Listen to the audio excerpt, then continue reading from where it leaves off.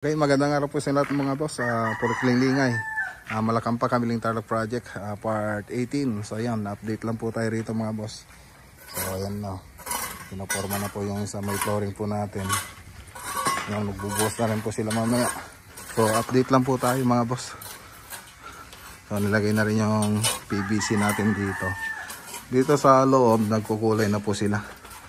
Ayan, kulay na po sila dyan. Tapos yung mga ilaw na ito, nakabit na. Kaya lang yung panel box hindi pa. So baka mamayang hapon po sila magkakabit.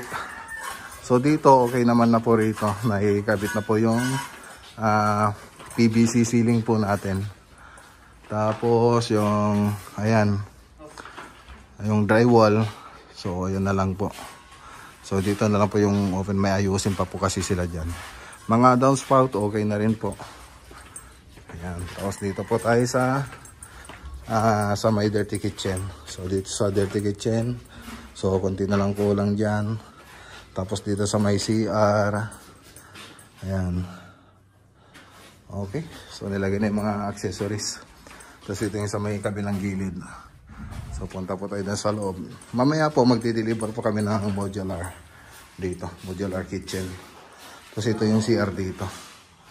So hindi lang masyado makita, wala pang ilaw. So update lang naman po tayo. So abangan nyo na lang po yung susunod na video natin dito mga boss. Magandang araw po sa inyo lahat at God bless.